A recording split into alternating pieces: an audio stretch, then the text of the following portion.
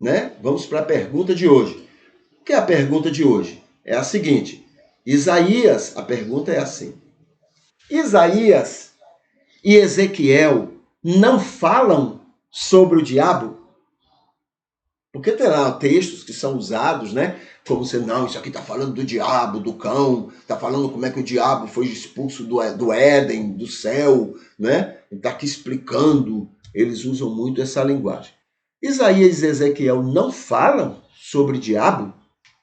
Então vamos comentar um pouquinho sobre esta pergunta. Então o primeiro item diz assim: esta resposta vai ajudar muita gente.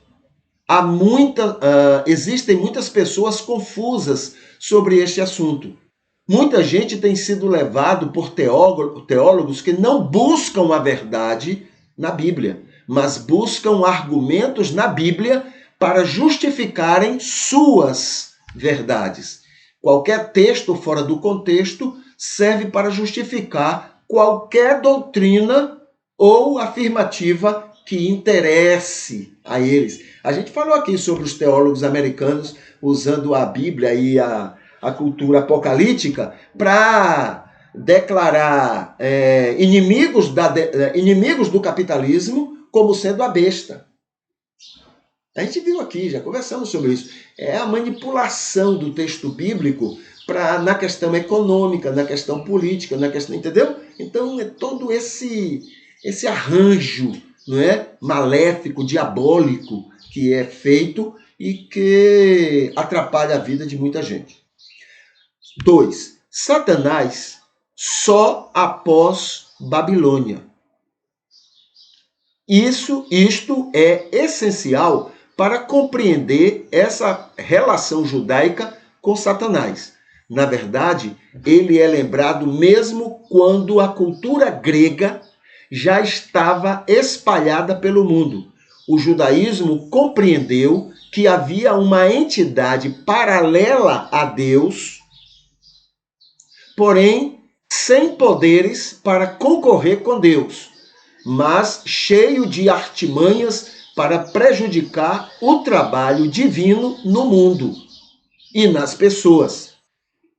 Então, a religião grega, né, e a filosofia grega e como é que é chamado? O panteão, a mitologia grega espalhou sobre isso, né? Quem era o deus do mal, o deus do bem, o deus esse, o deus aquilo. Então a Grécia colocou tudo isso. E isso foi interessante para os judeus, porque se espalhou pelo mundo todo, inclusive lá na Judeia. Entende? Então, eles pegam isso e absorvem e fazem uma adaptação. Terceiro, o mal e o bem vêm só de Deus. Essa é a ideia deles, né? Antes de Babilônia, esse era o pensamento hebreu. Antes de Babilônia. Todo mal e todo bem vem de Deus. O livro de Jó intermedia esses dois períodos e menciona uma palavra dele afirmando essa crendice popular. O mesmo Deus que agia para o bem também agia para o mal. Porém, o livro de Jó vem mostrando exatamente o contrário. Todo mal foi operado pelo diabo sob a permissão de Deus. É tanto que você vai ver que lá no livro de Samuel, né, o texto diz assim: e um espírito da parte de Deus, um espírito mau da parte de Deus, provocava Saul para tentar matar Davi. Entendeu? E também diz assim: e o espírito da parte de Deus, um espírito mau da parte de Deus, provocou Davi a desobedecer a Deus, contando o povo. Deus disse: não conte o povo. Mas esse espírito da parte de Deus, esse espírito mau, levou Davi a desobedecer a Deus. É incoerente. Deus promove a maldade contra ele mesmo. É incoerente. Então, Crônicas vem e consegue. Crônicas já é depois de Babilônia. Aí Crônica vem e diz que não foi um espírito mau da parte de Deus. Satanás entrou em Davi e levou Davi a desobedecer a Deus. Veja que agora ele já tem uma explicação. Não é da parte de Deus o mal, mas o mal vem de Satanás. Entende? 4. Gente séria, para interpretar um texto, primeiro identifica o estilo literário empregado. Isso mesmo. Quem está buscando mesmo uma verdade, ao se colocar diante de um texto, não vai logo interpretando. Primeiro ele busca entender o estilo que está sendo usado no texto. Cada estilo exige uma ação diferente para se entender o que o escritor está dizendo. Principalmente saber se é um texto literal ou figurativo, ou figurado. Entendeu? Então, eu estou lendo um texto. Eu não vou logo interpretar. Eu tenho que ver qual o estilo daquele que está sendo usado naquele texto. Muitas vezes, mal intencionadamente, identificaram um estilo e fazem questão de agir diferente do que o estilo exige.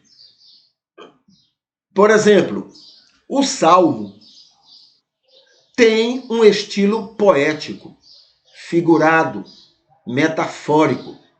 Afirma que Deus cobre os seus amados com suas asas.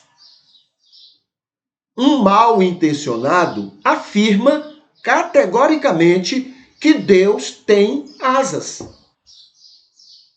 Enquanto não é isto que o texto está dizendo. Ele nos cobre com as penas das suas asas. Deus tem penas. Deus tem penas. Deus tem asas. Não, Deus não tem pena, não tem asas.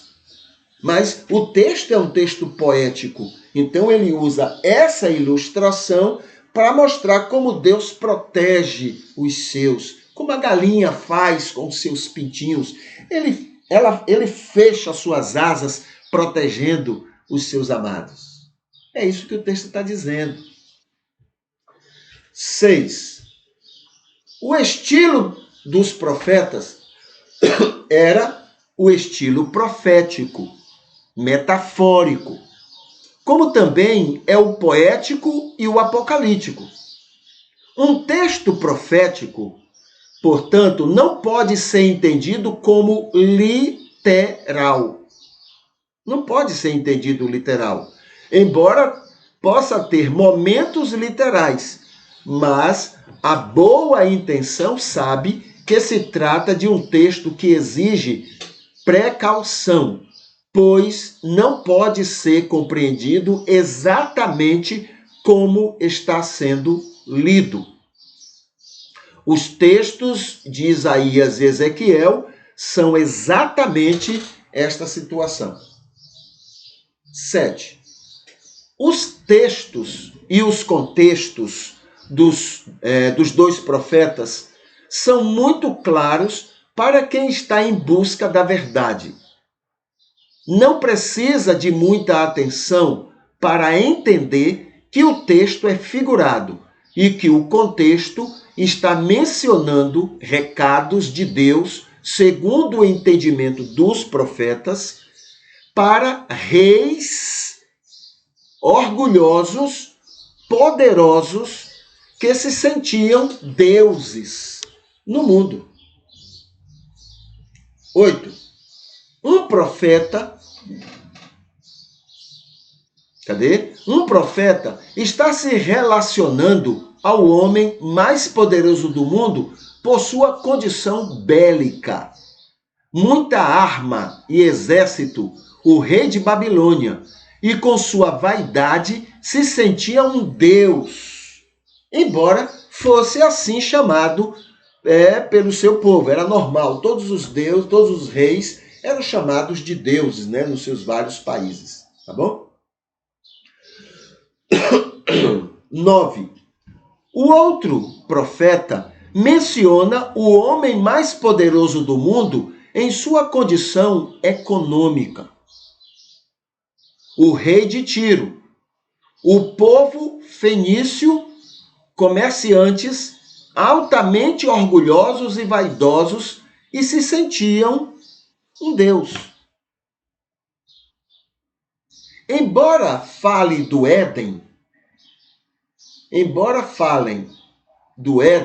e chama o acusador de anjo com poderes hierárquicos, o escritor não tinha nenhuma ideia sobre Satanás, e sim sobre o rei que com muita arrogância se colocava contra os interesses de Deus no mundo.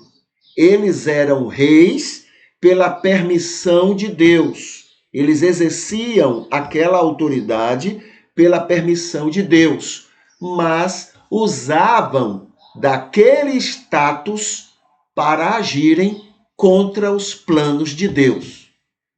Entende? Então é isso que o profeta Isaías e o profeta Ezequiel está reclamando, né, em nome de Deus, para com o rei de Babilônia e com o rei de Tiro, tá bom?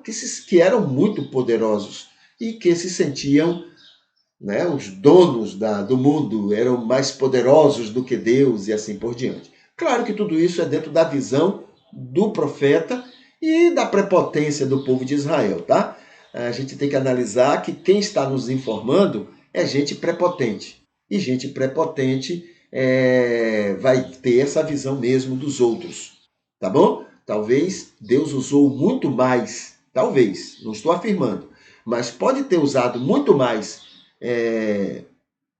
Nabucodonosor nos projetos de Deus do que o próprio povo de Israel, entendeu? Mas como não é Nabucodonosor que está falando, quem está falando é o povo de Israel, sabe como é, né? O joio é um negócio sério, ele é que é o bonzão, o resto é a perdição, tá bom? Então tudo isso tem que ser considerado. Deus amava tanto o povo de Israel quanto o povo de Babilônia e todos os outros povos. Deus não tem preferências. Deus ama igualmente a todos. Tá bom? Muito bem.